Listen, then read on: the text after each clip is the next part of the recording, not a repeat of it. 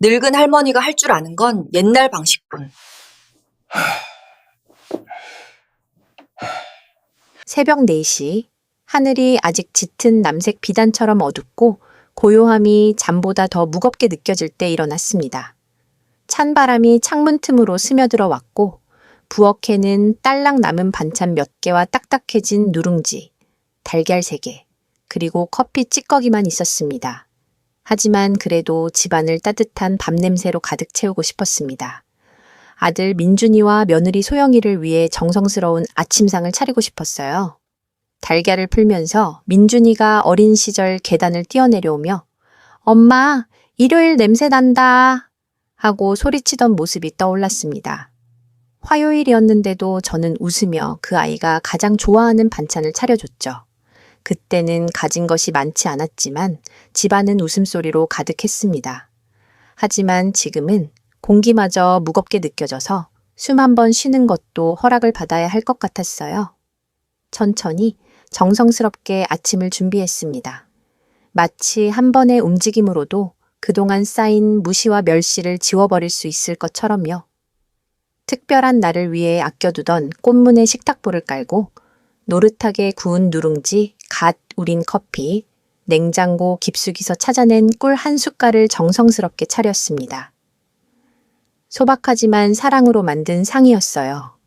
그들이 내려오는 소리가 들렸을 때 깊이 숨을 들이마셨습니다. 소영이가 먼저 내려왔어요. 진한 향수 냄새와 함께 하이힐이 바닥을 차가울 때마다 딱딱 소리를 냈죠. 민준이는 언제나처럼 그 뒤를 따라오며 고개를 숙이고 아무 말도 하지 않았습니다. 안녕하세요. 미소를 지으며 인사했습니다. 소영이는 저를 위아래로 훑어본 다음 상을 바라봤어요.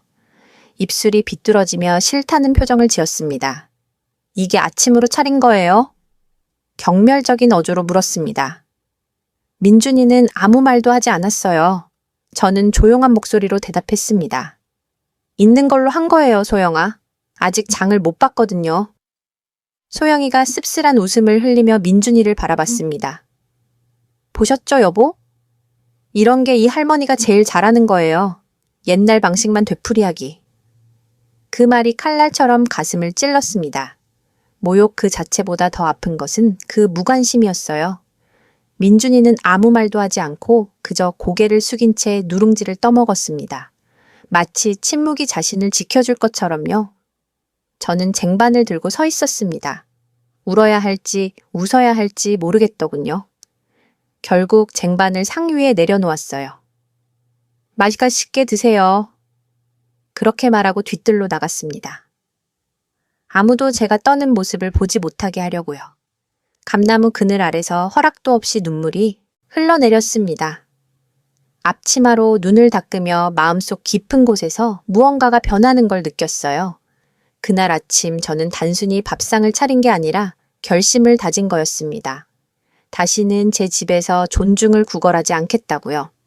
잠깐 시청자 여러분께 특별한 부탁이 있습니다. 구독과 좋아요를 눌러주세요. 이렇게 해주시면 제가 여러분의 지지를 받고 있다는 걸 알 수 있고 제 이야기를 즐겁게 들어주신다는 걸 확인할 수 있어요. 그리고 댓글로 어느 도시에서 보고 계신지 알려주세요. 이제 계속해 보겠습니다. 부엌으로 돌아왔을 때 그들은 이미 나가고 없었습니다. 그릇들은 비어 있었지만 식탁보는 커피의 얼룩과 부스러기로 지저분했어요. 뒷정리조차 하지 않고 가버린 거죠. 주변을 둘러봤습니다. 한때 제 안식처였던 이 집이 이제는 조용한 전쟁터가 되어 있었고 저만 혼자 서 있었어요. 다용도실로 가서 오래된 사진들이 보관된 상자를 열었습니다. 6살 때 민준이 사진을 꺼냈어요. 밀가루를 온몸에 묻히고 저와 함께 요리하며 웃고 있는 모습이었죠. 그 사진을 손에 쥐고 속삭였습니다. 그 아이는 어디로 간 걸까? 언제부터 네가 엄마를 이렇게 무시당하게 놔두는 사람이 되었을까? 9시쯤 현관문이 쾅 닫히는 소리가 들렸습니다. 소영이가 명품 가방을 들고 나가며 향수 냄새만 공기 중에 비웃듯 남겨두고 갔어요. 민준이는 인사도 없이 그녀를 따라갔습니다. 혼자 남은 저는 차 시동 소리가 멀어져 가는 걸 들었습니다. 그들이 아침을 먹었던 식탁에 앉아 커피를 한 잔 마셨어요. 차갑고 씁쓸했지만 그대로 마셨습니다. 그 쓴맛은 제 것이었거든요. 수년간 삼켜온 모든 침묵의 맛이었어요. 하루 종일 기계적으로 움직였습니다. 청소하고 빨래하고 요리하고 평범한 척하기. 하지만 마음속에서는 무언가가 싹트고 있었어요. 고요한 복수의 씨앗이 아니라 존엄의 씨앗이었습니다. 존중은 소리 질러서 얻는 게 아니라 행동으로 되찾는 것임을 깨달았거든요. 그날 밤 잠들기 전에 텅 빈 찬장을 열어보며 웃었습니다. 평생 남들을 먹여 살렸는데 결국 아무도 매일 아침 불을 지피는 사람이 누구인지 기억하지 않는다는 생각이 들었어요. 그때 결심했습니다. 맛이 아니라 의미로 기억될 아침상을 차리겠다고. 다음 날 아침에는 더 일찍 일어났습니다. 달이 아직 숨을 때 가스레인지에 불을 켰어요. 가진 게 많지 않았지만 감동을 주기 위해 비싼 재료가 필요한 건 아니니까요. 마음과 인내심, 그리고 시간이 주는 정의로움만 있으면 됐어요. 누룽지가 구워지고 커피가 끓는 동안 새하얀 식탁보를 폈습니다. 수년간 특별한 날을 위해 아껴둔 거였어요. 바로 그 특별한 날이 온 거죠. 가장 아름다운 아침상을 차렸습니다. 파와 함께 볶은 달걀찜, 노릇한 누룽지, 그리고 뒤뜰에서 꺾어온 꽃을 작은 화병에 꽂아 놓았어요. 모든 게 완벽했지만 소영이 자리 옆에 봉투 하나를 더 놓았습니다. 전날 밤 정성스럽게 쓴 편지였어요. 세월이 가르쳐준 건 진정한 품격은 무엇을 먹느냐가 아니라 요리하는 사람을 어떻게 대하느냐에 있다는 거예요. 조용히 집을 나섰습니다. 문을 닫고 돌아보지 않고 걸어갔어요. 마음이 가벼웠습니다. 소영이가 그날 아침 내려와서 상 위에 무엇이 놓여 있는지 봤을 때 그녀 안에 무언가가 무너질 거라는 걸 알았어요. 그리고 처음으로 우는 사람이 저가 아닐 거라는 것도요. 나이가 들면 남들이 무시하는 소리들을 듣게 됩니다. 제대로 안 닫힌 문이 삐걱거림, 아무도 신경 쓰지 않는 시계의 한숨, 공중에 떠다니는 말의 메아리 같은 것들 말이에요. 저는 침묵을 듣는 법을 배웠습니다. 우리 집에서 침묵이 모든 걸 말해주었거든요. 소영이가 제 편지를 읽은 그 아침 이후로 분위기가 바뀌었습니다. 그녀는 아무 말도 하지 않았지만 저를 보는 눈빛이 달라졌어요.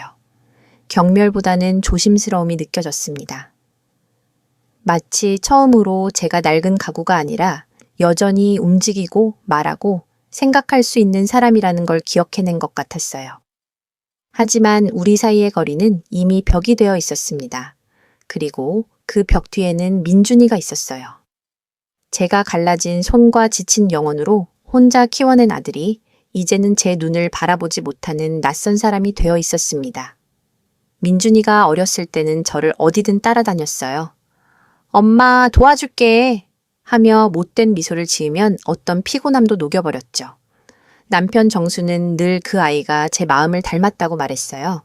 그리고 정말 그런 것 같았습니다. 시간과 소영이가 그 마음을 굳게 만들 때까지는요. 정수는 젊은 나이에 죽었습니다. 집을 빼앗길 뻔한 빚을 남기고 떠났어요. 재봉일도 하고 식당 일도 하고 닥치는 대로 일했습니다. 민준이가 공부할 수 있게 하려고요. 들어오는 돈 한 푼 한 푼을 그 아이 미래를 위해 모았어요. 졸업할 때 울면서 저를 안더니 절대 저에게 부족한 게 없게 해주겠다고 약속했습니다. 모든 걸 갚아드릴게요, 엄마. 엄마? 그렇게 말했어요. 저는 믿었습니다. 하지만 인생은 약속을 비틀어버리는 잔인한 방법을 알고 있더군요. 소영이가 나타난 건 그 직후였어요. 아름답고 우아하고 자신감 넘치는 여자였습니다. 원하는 것과 원하지 않는 것을 정확히 아는 사람이었죠. 처음 대문을 넘나들 때부터 뭔가 변할 거라는 걸 본능적으로 느꼈어요. 어떤 시선은 말이 필요 없이 경고를 해주거든요. 처음에는 친절했어요. 상냥하고 달콤하고 심지어 상 차리는 걸 도와주기도 했습니다. 꽃도 사오고 제 이야기에 관심 있는 척도 했어요. 하지만 점점 그 친절함에 날카로운 모서리가 생기기 시작했습니다. 농담으로 포장된 작은 지적들이 나오기 시작했어요. 박명자 어머님은 좀 더 쉬셔야 할 것 같아요. 이제 나이도 있으시잖아요. 어머, 민준아, 어머니가 피곤해 보이시네. 도움 좀 구해드리는 게 어때? 저는 웃었지만 마음속으로는 하나씩 상처가 쌓여갔습니다. 결혼하고 나서 모든 게 악화됐어요. 민준이가 변했습니다. 더 이상 부엌에 와서 안부를 묻지 않았어요. 더 이상 저와 함께 앉아서 뉴스를 보지도 않았고요. 한때 집안을 웃음으로 가득 채웠던 가족 저녁 시간이 불편한 침묵으로 바뀌었습니다. 수저 소리만이 유일한 대화였어요. 저는 두 세계 사이의 그림자가 되어 있었습니다. 다시 시작하기에는 너무 늙었고 감정을 멈추기에는 너무 살아 있었어요. 소영이가 처음으로 집안일에 간섭하지 말라고 했을 때는 미소를 지으면서였지만 두 번째는 경멸을 담아서였어요. 어머님은 이미 어머님의 시대를 사셨잖아요. 이제 이 집은 제 것이에요. 그 말들이 어떤 주먹보다도 아팠습니다. 이 집 구석구석에는 제 역사가 스며 있었거든요. 벽은 정수와 함께 칠했고 정원은 제 손으로 가꿨어요. 모든 가구에는 제 인생의 상처가 새겨져 있는데 그 여자는 감히 자신의 것이라고 부르더군요. 민준이는 모든 걸 들었지만 한마디도 하지 않았어요. 그저 고개만 숙였죠. 그날 제가 그 아이를 한순간에 잃은 게 아니라 조금씩 제가 참아낸 침묵 하나하나 속에서 잃었다는 걸 깨달았습니다. 그날 밤 모두가 잠들었을 때 식탁에 앉아 구겨진 종이에 썼어요. 모성이란 언젠가 당신을 죄책감 없이 잊어버릴 누군가를 키우는 것이다. 그리고 그 종이를 접어서 서랍에 넣었습니다. 잊고 싶지 않았어요. 사랑을 한계 없이 주면 때로는 고통과 연결하는 줄이 된다는 걸 기억하고 싶었거든요. 날이 갈수록 상황이 나아질 거라는 믿음도 사라졌어요. 민준이는 일찍 나가서 늦게 들어왔고 소영이는 마치 제가 불편한 손님인 것처럼 모든 걸 관리했습니다. 심지어 물건들의 순서까지 바꾸기 시작했어요. 접시, 사진, 커튼까지. 그녀만의 방식으로 제 존재를 지워나가고 있었던 거죠. 어느 날 오후 서재에서 제가 즉시 알아본 서류 폴더를 뒤지고 있는 그녀를 발견했습니다. 정수가 죽기 전에 제게 남긴 집 문서들이었어요. 뭐 하는 거예요? 물었습니다. 그녀가 깜짝 놀랐지만 곧 미소를 지었어요. 아무것도 아니에요. 그냥 정리하는 거예요. 민준이가 좀 봐달라고 했거든요. 제가 모르게 무엇을 정리해야 하는지 제 아들이 당신에게 부탁했다고요? 어머, 박명자 어머님, 의심하지 마세요. 폴더를 닫으며 말했어요. 때로는 더 이상 관리할 수 없는 일들에 대해 걱정 안 하는 게 좋을 때가 있어요. 그러고는 나가버렸고 저는 뭔가 어둡고 불길한 것이 꿈틀거린다는 확신을 갖게 됐습니다. 그때부터 모든 말과 몸짓, 시선을 관찰하기 시작했어요. 더 이상 불평하지도 울지도 않았습니다. 그저 지켜봤어요. 평생 저와 함께했던 그 침묵이 가장 강력한 무기가 될 수 있다는 걸 깨달았거든요. 그날 밤 저녁을 먹으면서 자연스러운 척했습니다. 말없이 음식을 서빙하며 소영이가 새 프로젝트에 대해 이야기하고 리모델링을 하면 집값이 얼마나 오를지에 대해 말하는 걸 들었어요. 민준이는 멍하게 고개를 끄덕였죠. 저는 미소 지었습니다. 이미 뭔가를 결심했거든요. 제 인생의 역사에서 저를 지우는 걸 허락하지 않겠다고요. 방으로 올라가서 정수 사진 앞에 촛불을 켰습니다. 여보, 속삭였어요. 당신이라면 제 상황에서 뭘 했을지 모르겠지만 저는 포기하지 않을 거예요. 오랜만에 그가 거기 있다고 느꼈습니다. 촛불이 부드럽게 흔들리는 게 제 생각에 동의하는 것 같았어요. 그날 밤은 잠들지 않았습니다. 침묵이 저에게 말했고 처음으로 주의 깊게 들었어요. 침묵이 옳았습니다. 외로움은 아플 수 있지만 깨어나게도 할 수 있거든요. 그 아침 하늘은 며칠 동안 머릿속을 맴돌던 생각들과 같은 색깔인 회색으로 떠올랐습니다. 공기는 묵은 먼지와 든 커피 냄새가 났어요. 복도를 쓸면서 거실에서 나는 목소리를 들었습니다. 싸우는 소리는 아니었어요. 뭔가를 숨기는 사람들이 쓰는 낮고 조심스러운 톤이었죠. 그들의 말 사이로 제 이름이 가시처럼 끼어들었습니다. 빗자루를 든 채 움직이지 않고 숨쉬기도 감히 하지 못했어요. 민준아, 빨리 해야 해요. 소영이가 말했어요. 서두르고 싶지 않아. 그가 지친 목소리로 대답했어요. 몇 달째 그런 소리 하잖아요. 저 집이면 새 아파트 계약금 나와요. 언제까지 어머니 모시고 살 거예요? 짧은 침묵이 흘렀습니다. 그리고 제 아들의 목소리가 거의 속삭임처럼 들려왔어요. 갈 곳이 없어. 그건 당신 문제가 아니에요. 소영이가 차갑게 잘라 말했어요. 이미 충분히 했잖아요. 서류에 서명 안 하면 제가 할게요. 탁! 하고 탁자를 치는 소리가 대화를 끊었습니다. 분노인지 두려움인지 모르겠지만 손이 떨리기 시작했어요. 소리내지 않고 뒤로 물러나서 심장이 목까지 올라온 채로 계단을 올라갔습니다. 한 발짝, 한 발짝이 아들의 사랑이 영원하다고 믿었던 모든 세월의 무게를 지고 있는 것 같았어요. 방에서 거울 앞에 앉았습니다. 거울이 돌려준 얼굴은 패배한 어머니의 것이 아니라 너무 오래 침묵했던 여자의 것이었어요. 인내심의 주름과 보고 싶지 않았던 것들을 너무 많이 본 눈을 가지고 있었죠. 그 모습이 말없이 저에게 말했습니다. 울지 마. 관찰해. 모든 세부사항을 기억하도록 스스로를 강요했어요. 소영이의 비밀 전화들, 부동산 중개업자 재택, 뭉총업자의 방문들, 서랍에 숨겨둔 서류가 든 봉투들이 모두 의미를 갖기 시작했습니다. 집은 단순히 제 거주지가 아니라 제 역사였고 정수와 제가 두 손으로 쌓아 올린 유산이었거든요. 그런데 이제 그들이 계획하고 있는 건 그걸 팔아서 제 인생을 돈으로 바꾸는 것이었어요. 오래된 나무 상자를 열어 추억들을 꺼냈습니다. 병원에서 보낸 정수의 편지, 통장, 집의 원본 등기부 등본들이 있었어요. 서류들을 조심스럽게 만지면서 정수의 목소리가 떠올랐어요. 명자야, 일이 어려워지면 누구든 믿지 말고 너만 믿어. 아무도 내 것을 지켜주지 않아. 그 말이 제 마음속에서 메아리처럼 울렸어요. 처음으로 아프지 않았습니다. 오히려 힘이 됐어요. 그날 밤 집에는 비싼 향수와 불신의 냄새가 섞여 있었습니다. 민준이와 소영이는 텔레비전 앞에서 저녁을 먹으며 제가 이해할 수 없는 무언가를 보고 웃고 있었어요.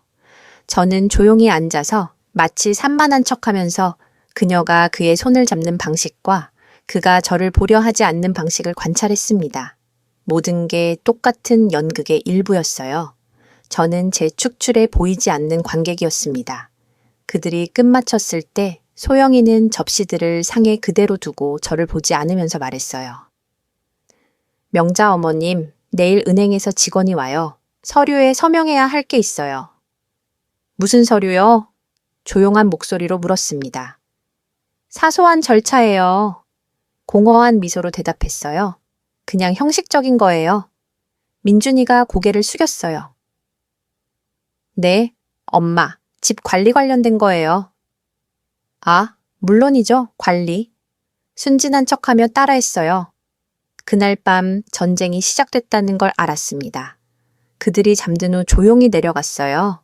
시계가 새벽 2시를 가리키고 있었습니다. 어둠 속에서 집은 달라 보였어요. 낯설고 마치 저를 관찰하는 것 같았습니다. 민준이의 책상으로 가서 서류를 보관하는 서랍을 열었어요.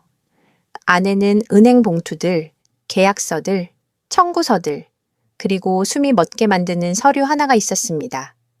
제 이름이 지워진 집 등기부등본의 사본이었어요. 그 자리에는 소유자 김민준, 이소영이라고 써 있었습니다. 가슴에 공기가 빠져나가는 듯한 찌르는 듯한 고통을 느꼈지만 소리치지도 울지도 않았어요. 그저 깊이 숨을 들이마셨습니다. 눈물로는 아무것도 지워지지 않는다는 걸 배웠거든요.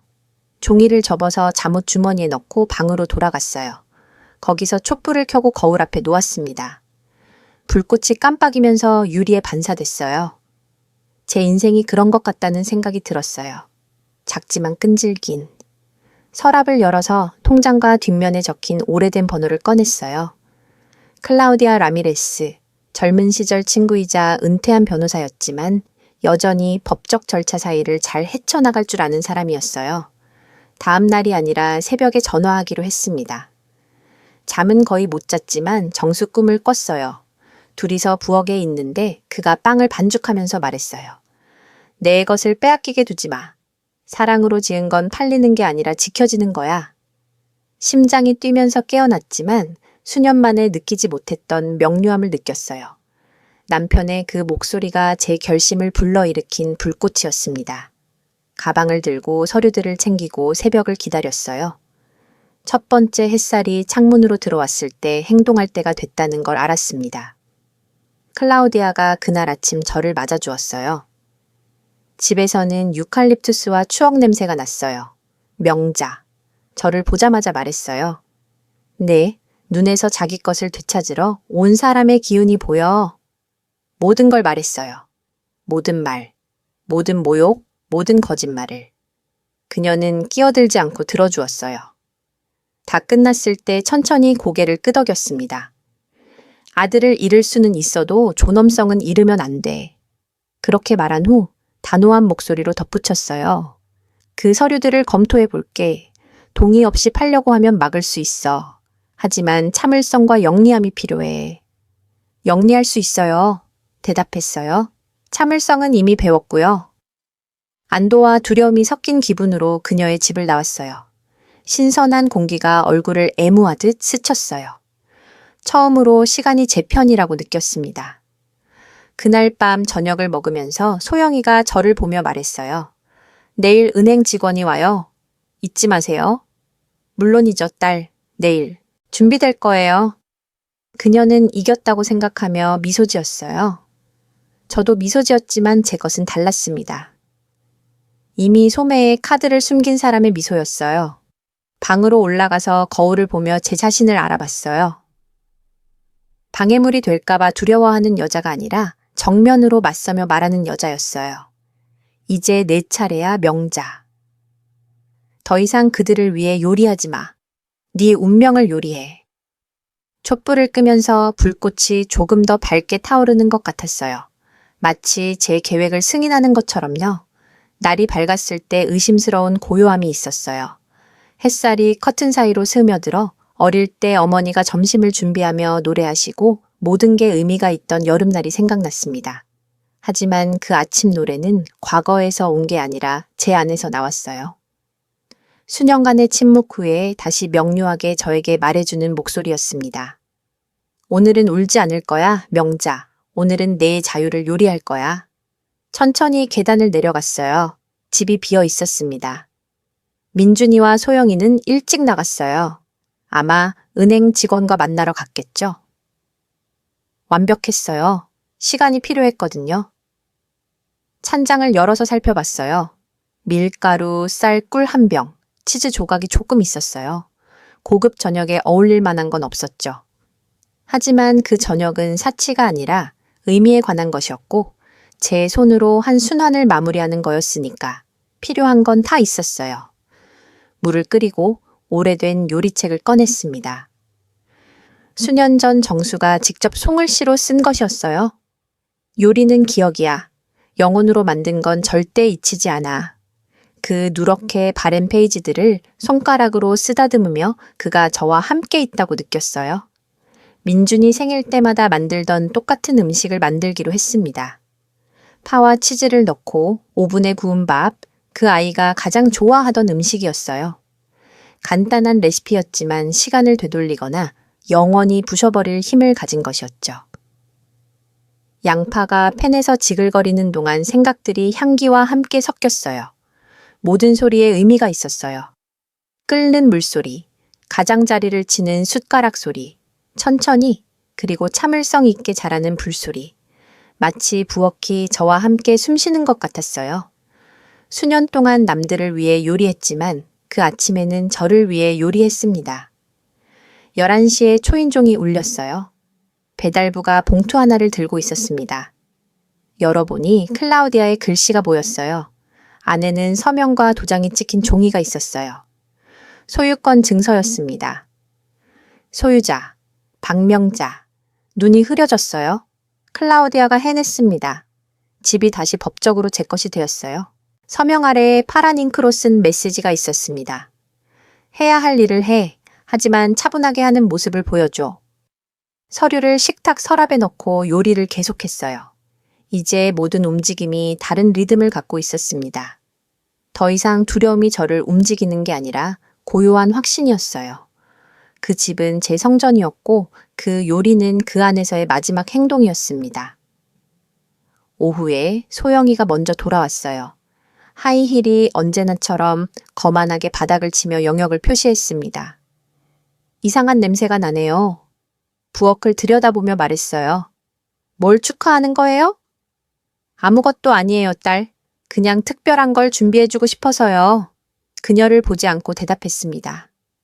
아, 정성이네요. 의심스러운 표정으로 중얼거렸어요. 민준이는 조금 후에 지친 표정과 봉투를 들고 왔습니다. 엄마, 우리 얘기해야 해요. 그렇게 말했어요. 저녁 먹고 나서요. 대답했어요. 빈속에 하는 대화는 좋지 않거든요. 세 사람이 식탁에 앉았습니다. 하얀 식탁보, 뒤뜰에 꽃들, 가운데 김이 나는 밥. 모든 게 정돈되어 있고 거의 친숙해 보였어요. 소영이는 억지 미소를 지었고 민준이는 긴장해서 거의 먹지도 못했습니다. 맛있어요. 그녀가 열정 없이 씹으며 말했어요. 아직도 요리할 힘이 있으시다니 몰랐어요. 때로는 자신이 할 줄 아는 걸 기억하는 것도 좋아요. 밥을 조금 더 덜어주며 대답했어요. 내일 다시 직원이 와요. 민준이가 자신의 접시를 보며 말했어요. 최대한 빨리 서류에 서명해야 해요. 물론이죠, 아들. 내일은 서명하기 좋은 날이 될 거예요. 그의 눈을 똑바로 보며 대답했어요. 소영이가 어조의 변화를 눈치채고 의자에서 몸을 움직이며 화제를 바꿨어요. 나머지 저녁은 무거운 침묵 속에서 지나갔습니다.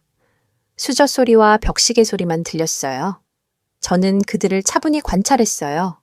이미 결말을 아는 연극을 보는 사람처럼요. 끝났을 때 아무 말 없이 일어났어요. 찬장으로 가서 나무 상자를 꺼내 식탁 위에 놓았습니다. 뭐예요? 소영이가 물었어요. 작은 기념품이에요. 대답했어요. 잠들기 전에 드리고 싶은 게 있어서요. 민준이가 눈살을 찌푸렸어요. 무슨 말씀이세요, 엄마? 저에게 속한 것에 대한 얘기예요, 아들. 상자를 열었어요. 안에는 클라우디아가 처리해준 새 도장이 찍힌 집의 원본 서류들이 들어 있었습니다. 민준이가 즉시 알아봤어요. 소영이는 창백해졌습니다. 이게 무슨 뜻이에요? 그녀가 더듬거리며 말했어요. 이 집이 당신 것이었던 적도, 그의 것이었던 적도, 그 누구의 것이었던 적도 없다는 뜻이에요. 천천히 말했습니다. 그럴 리 없어요. 소영이가 일어나면서 소리쳤어요. 내일 아침에 팔기로 했는데. 알아요. 침착하게 대답했어요. 그래서 당신들께 작별 인사를 하려고 저녁을 준비한 거예요. 민준이가 혼란스럽게 저를 봤어요. 작별 인사요? 네, 아들. 내일 떠날 거예요. 사랑이 시들어버린 집에서 더 이상 살고 싶지 않아요. 서류를 그에게 밀어주며 말했어요. 여기 당신들이 시도한 모든 게 헛된 일이었다는 증거가 있어요. 소영이가 그를 환하게 바라봤어요. 알고 있었어요? 팔 수 없다는 걸 알고 있었냐고요? 아니요. 그가 떨면서 대답했어요. 전혀 몰랐어요. 저는 두 사람을 모두 보며 미소 지었어요. 고요하고 원망 없는 미소였습니다. 걱정하지 마세요. 원한을 품지 않을 거예요. 그냥 이것만 기억해 주세요. 어머니의 집은 훔치는 게 아니라 존중하는 거라는 걸요. 돌아서서 계단을 향해 걸었어요. 뒤에서 민준이의 흐느끼는 소리와 소영이의 차가운 침묵이 들렸습니다. 천천히 올라갔어요. 한 걸음 한 걸음 진실만이 줄 수 있는 존엄성을 갖고서요. 그날 밤 잠들기 전에 편지를 써서 빈 접시 옆 식탁 위에 놓았어요. 저에게 필요한 힘을 주셔서 감사해요. 존엄성의 레시피에는 3가지 재료가 들어가요. 고통, 인내심, 그리고 믿음. 잃는 것에 대한 고통, 적절한 순간을 기다리는 인내심, 그리고 사랑으로 지은 모든 것은 언제나 올바른 곳으로 돌아온다는 믿음 말이에요. 촛불을 끄고 오븐의 불꽃을 마지막으로 바라보며 가슴에 뭔가를 느꼈어요. 슬픔도 분노도 아닌 자유였어요. 내일 그들이 내려와서 밤 냄새를 맡으면 영원히 변한 게 있다는 걸 알 테고 이번에는 아침을 제가 차리지 않을 거라는 것도요.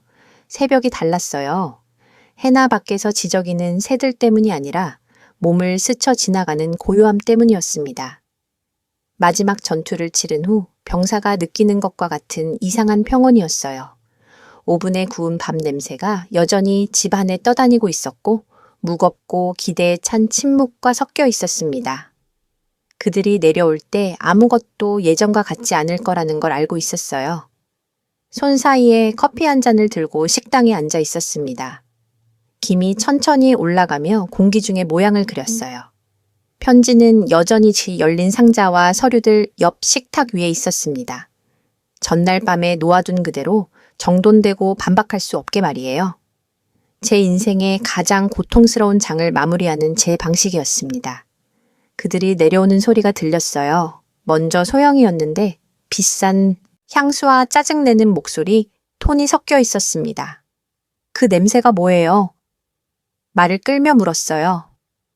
그 할머니가 또 요리했나? 민준이는 대답하지 않고 그저 한숨만 쉬었어요. 몇 초 후 부엌문이 열리는 둔한 소리가 들렸습니다. 정원을 바라보며 시선을 고정한 채 가만히 있었어요. 이게 뭐예요? 소영이가 소리쳤어요. 그녀의 목소리가 갈라졌어요. 상자와 서류들, 편지를 봤다는 걸 알았습니다. 무슨 일이야? 민준이가 그녀 뒤를 따라 들어오며 물었어요. 침묵. 식탁 위로 서류들이 미끄러지는 소리만 들렸어요. 그리고 제 아들의 목소리가 떨리며 들려왔습니다. 말이 안 돼. 천천히 일어나서 그들에게로 걸어갔어요. 안녕하세요. 그들을 당황하게 만드는 평온함으로 말했습니다. 소영이가 눈을 빨갛게 하고 서류들을 불타는 것처럼 쥐고 저를 바라봤어요. 뭘 한 거예요, 명자? 이게 무슨 속임수예요? 아무것도 아니에요, 소영아. 그냥 원래 제 것이었던 걸 되찾은 거예요. 이럴 수 없어요. 그녀가 소리쳤어요. 이 집은 민준이 것이에요. 아니에요, 소영아. 이 집은 제 것이고 제 남편 것이었어요. 40년 넘게 그래왔고 이제 법적으로 다시 제 이름으로만 되어 있어요. 민준이가 고개를 숙였어요. 그것이 진실이라는 걸 알고 있었거든요. 모든 것의 크기를 갑자기 깨달은 것처럼 떨고 있는 걸 봤어요. 엄마, 그가 중얼거렸어요. 왜 이런 일을 하신 거예요? 당신과 그 여자가 사랑을 굴욕과 혼동해서는 안 된다고 가르쳐 주었기 때문이에요. 대답했어요. 제가 제 손으로 지은 집에서 무릎 꿇고 꿇고 사는 게 지겨워서요. 침묵이 다시 방을 채웠어요. 시계의 똑딱거리는 소리만 들렸습니다. 소영이가 화를 내며 종이를 찢었지만 그 행동이 저에게는 아무 영향도 주지 않았어요. 자기 것이 아닌 장난감 때문에 떼쓰는 아이를 보는 것 같았거든요. 우리를 상속에서 제외할 수 없어요. 그녀가 말했어요. 이런 식으로 끝나지 않을 거예요. 상속에서 제외할 생각은 없어요. 대답했어요. 다만 자신이 짓지 않은 것으로 사는 일이 없게 하려는 거예요. 민준이가 고개를 들었어요. 그의 눈에는 부끄러움이 가득했습니다. 소영이가 계획한 건 몰랐어요, 엄마. 정말 몰랐다고 맹세해요. 맹세할 필요 없어요. 그에게 말했어요. 당신의 침묵이 당신을 대신 말했으니까. 순간 그를 안아주고 모든 게 해결될 수 있다고 말해주고 싶었어요. 하지만 이미 늦었습니다. 썩도록 내버려둔 사랑은 다시 꽃피지 않거든요. 다시 앉았어요. 드세요. 말했어요. 밥이 아직 따뜻해요. 소영이가 역겨운 표정으로 저를 봤어요. 어떻게 이렇게 차분할 수 있어요? 더 이상 두렵지 않으니까요. 시선을 피하지 않고 대답했어요. 그녀가 접시를 바닥에 던졌어요. 바비제처럼 바닥에 흩어졌습니다. 민준이가 갑자기 일어나며 화를 냈어요. 그만해, 소영아. 닥쳐요. 그녀가 그에게 소리쳤어요. 당신 때문에 이 지경이 된 거예요. 그가 어이없다는 표정으로 그녀를 바라봤어요. 그리고 처음으로 수년 만에 그의 눈에서 제가 보지 못했던 무언가를 봤습니다. 후회였어요. 계속하기 전에 여기 댓글로 이 이야기가 지금까지 어땠는지, 제 상황이라면 뭘 했을지 말해주세요. 비디오를 떠나지 마세요. 다음에 일어날 일이 당신을 소름 돋게 할 테니까요. 그날 오후 소리 지르기가 계속됐어요. 방에서 그들이 서로를 비난하고 목소리가 어둠 속에 단검이 되는 걸 들었지만 더 이상 저에게 영향을 주지 않았어요. 모든 말과 비난은 그들 스스로 뿌린 것의 자연스러운 결과였습니다. 8시가 지나자 집이 다시 조용해졌어요. 조심스럽게 내려가 보니 부엌이 엉망이었어요. 깨진 접시들, 빵 부스러기들, 그리고 서류 봉투가 바닥에 버려져 있었습니다. 그것을 주워서 가방에 넣고 깊이 숨을 들이마셨어요. 전쟁이 끝났습니다. 라디오를 켰어요. 정수의 것이었던 그 라디오에서 오래된 발라드가 나왔습니다. 식탁에 앉아서 그대로 남아있던 밥을 조금 먹었어요. 그 맛은 정의로웠습니다. 먹으면서 수년 만에 처음으로 배가 고프다는 걸 깨달았어요. 음식에 대한 배고픔이 아니라 삶에 대한, 다시 시작하는 것에 대한, 소음과 차가운 시선과 거짓 애정에서 멀어지는 것에 대한 배고픔이었어요. 창문을 내다봤어요. 하늘이 맑고 달이 지붕 위에 걸린 반짝이는 동정 같았습니다. 아마 그 집에서 잠들 마지막 밤일 거라는 생각이 들었어요. 소리 지르지 않고 지켜내고 폭력 없이 되찾고 뒤에 남겨둘 준비가 된 집 말이에요. 자정에 민준이 방문이 열리는 소리가 들렸어요. 아무 말 없이 제 방 앞을 지나갔습니다. 손에 가방을 들고 있었어요. 소영이가 그를 따라갔는데 분노와 향수에 휩싸여 있었습니다. 멈추지 않았어요. 그저 현관문으로 나가는 모습을 지켜봤습니다. 차가 멀어지는 소리는 제 조용한 승리의 마지막 선율이었어요. 소리가 멀어지자 마지막 커피 한 잔을 마셨습니다. 천천히 음미하며 한 모금씩요. 그 다음 불을 끄고 거실 한가운데 서서 벽에 걸린 초상화들을 바라봤어요. 제 이야기가 완성된 거였습니다. 전투에서 이긴 게 아니라 저 자신을 되찾은 거였어요. 해가 뜨기 전에 집을 나섰습니다. 공기는 젖은 흙 냄새가 났고 하늘이 막 회색으로 물들기 시작했어요. 가방 하나만 가져갔습니다. 간단한 옷가지, 서류들, 정수의 사진, 그리고 집 문서가 든 봉투만요. 나머지는 모두 벽들, 가구들, 추억들 뒤에 남겨뒀어요. 겁이 나서가 아니라 이제는 영혼 안에서만 제 것이었으니까요. 차분히 문을 잠갔어요. 자물쇠의 소리가 제 마침표였습니다. 그 오랜 세월 후에 그 딸깍하는 금속 소리가 어떤 말보다도 강력했어요. 제 자유의 소리였거든요. 돌아보지 않고 버스 정류장까지 걸었어요. 빈 집도 더 이상 제게 비치지 않는 얼굴들도 보고 싶지 않았어요. 태어난 마을에서 기다리고 있었어요. 도시에서 3시간 거리였습니다. 거기서 사촌 언니 테레사와 함께 살 예정이었어요. 작은 방 하나와 수년간 누리지 못했던 평안을 제안해 주었거든요. 하지만 떠나기 전에 식탁에 뭔가를 남겨두었어요. 하얀 천으로 덮인 쟁반과 그 옆에 접힌 쪽지 하나. 위협도 불만도 아니었어요. 순환을 마무리하는 제 방식이었습니다. 아침 18시 소영이가 가장 먼저 깨어났어요. 하이힐 소리가 다시 집을 가득 채웠지만 더 이상 같지 않았어요. 공기 중에 새로운 긴장감이 있었고 그녀조차 무시할 수 없는 공허함이 있었습니다. 민준이를 불렀지만 대답이 없었어요. 제 아들의 방은 비어 있었습니다. 옷도 가방도 모든 게 사라졌어요. 민준아! 복도를 뛰어다니며 소리쳤어요. 아무것도 없었어요. 그토록 저와 함께했던 침묵만 있었고 이제는 그녀의 동반자이기도 했죠. 절망한 그녀가 계단을 내려갔고 그때 봤습니다. 식탁 위에 완벽하게 차려진 아침상이 있었어요. 노릇한 빵, 김이 나는 커피, 딸기잼, 그리고 작은 화병에 흰 꽃 하나. 깨끗한 식탁보에는 주름 하나 없었어요. 단맛이 방을 가득 채웠습니다. 소영이는 그 장면을 바라보며 시간이 멈춘 것처럼 움직이지 않았어요. 그 아침상의 완벽함에는 뭔가 불안한 것이 있었어요. 쟁반 옆에 제 글씨로 쓴 쪽지가 있었습니다. 안녕하세요, 소영 씨. 이 아침은 당신을 위한 거예요. 찬장에 남은 것들로 만들었어요. 아무도 원하지 않던 것들로요. 당신이 한 번도 하지 못했던 방식으로 만들었습니다. 사랑으로요. 비록 받을 자격이 없지만 걱정 마세요. 독이 들어있지 않아요. 여기 있는 유일한 독은 당신 자신의 말에 있으니까. 언젠가는 찌꺼기 취급받는 게 어떤 기분인지 알게 될 거예요. 소영이가 쪽지를 떨어뜨렸어요.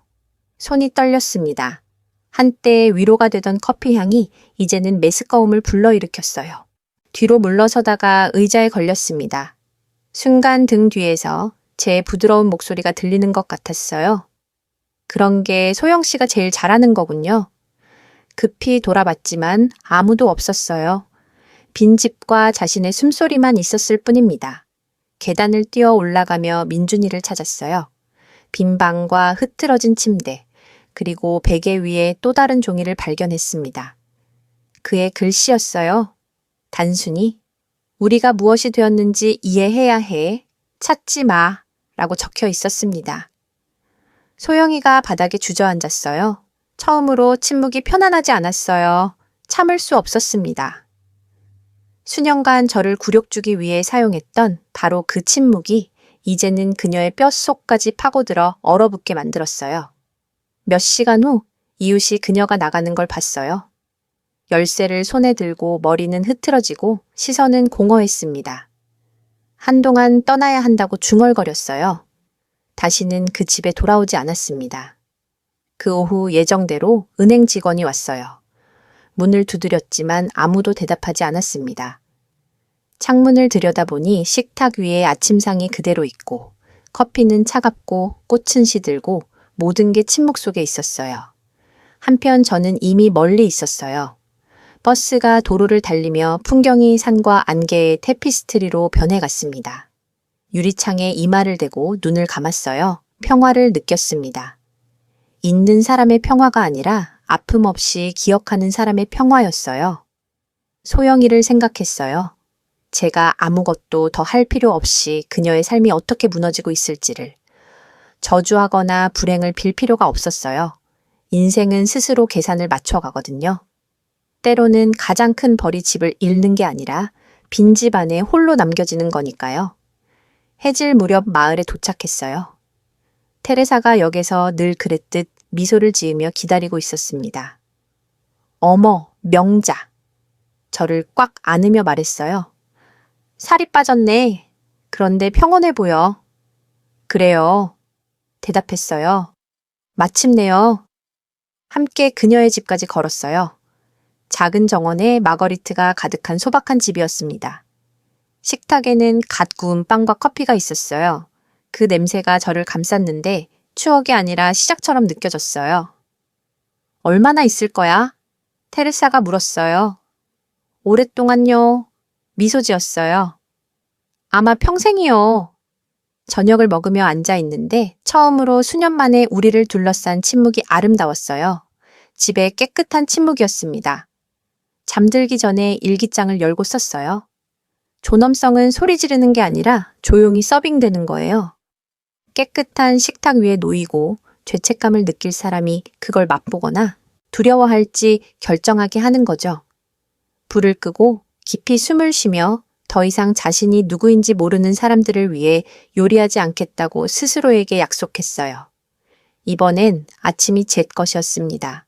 그 집을 떠난 지 3개월이 지났어요. 마을에서 시간은 다르게 흘러가는 것 같았습니다.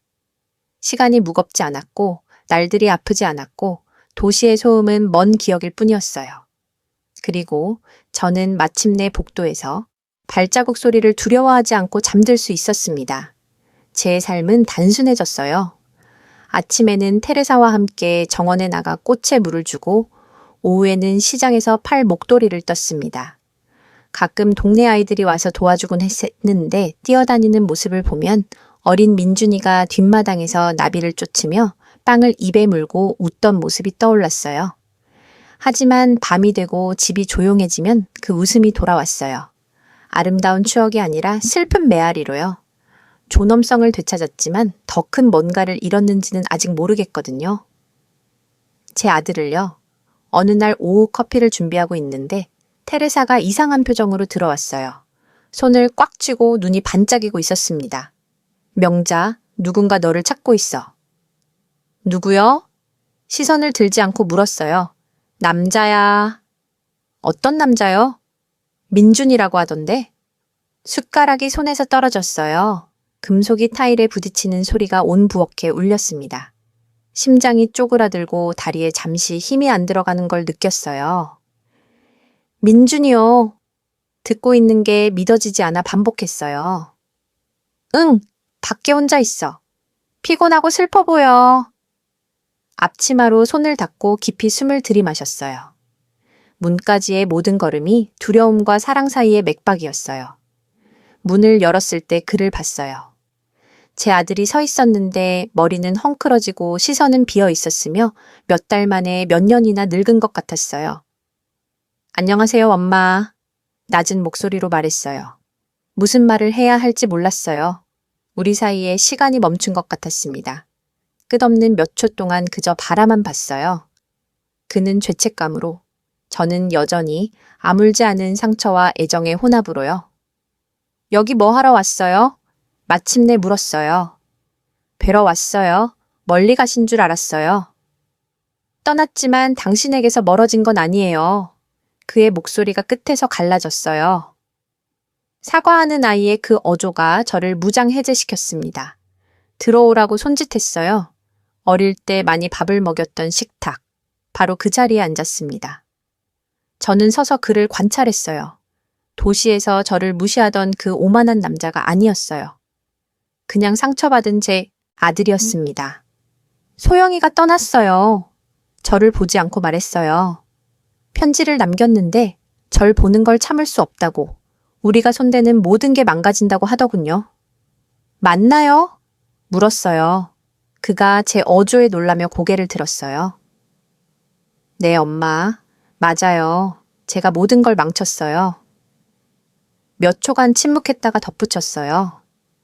변명하러 온 게 아니에요. 용서를 구하러 왔어요.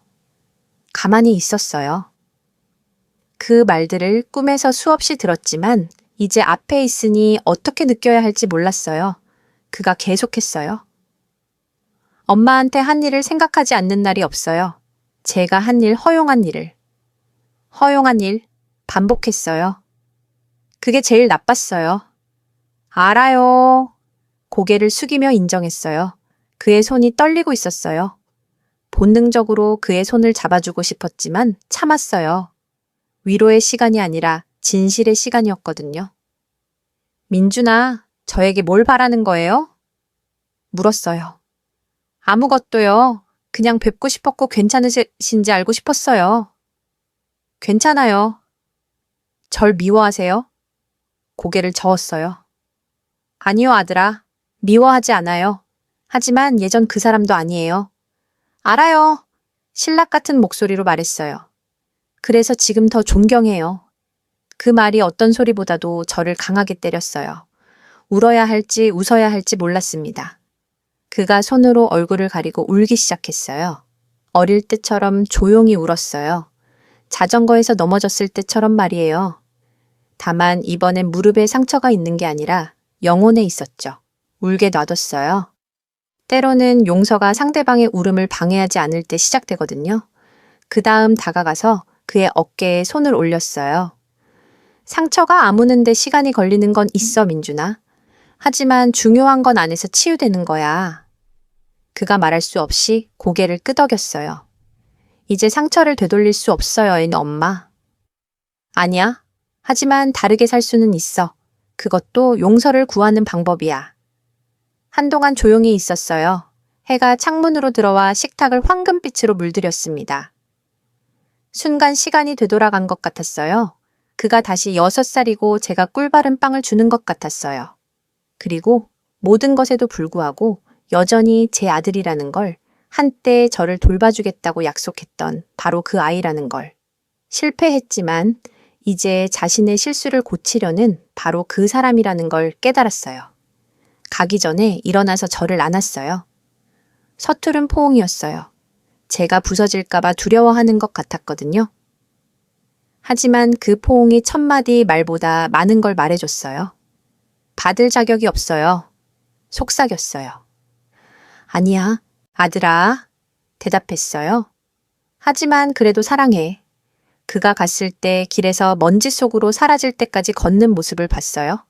그리고 집을 떠난 후 처음으로 정말로 울었어요. 아픔의 눈물이 아니라 안도의 눈물이었어요. 비록 인생이 우리를 갈라놓더라도 진정한 사랑은 항상 돌아올 길을 찾는다는 걸, 비록 늦더라도 말이에요. 그날 밤 일기장에 썼어요. 자식들은 어머니를 잊을 수 있지만 어머니는 절대 자식을 잊지 않아요. 상처가 어떻든, 거리가 얼마나 멀든 항상 우리 안의 일부가 그들을 기다리고 있을 거예요. 돌아오기를 원하는지 모르더라도요. 불을 끄고 열린 창문을 바라봤어요. 바람이 커튼을 부드럽게 움직이고 있었고 그 소리가 평화를 가져다 줬어요. 마음속에서 뭔가가 닫히고 아주 작은 뭔가가 다시 열렸습니다.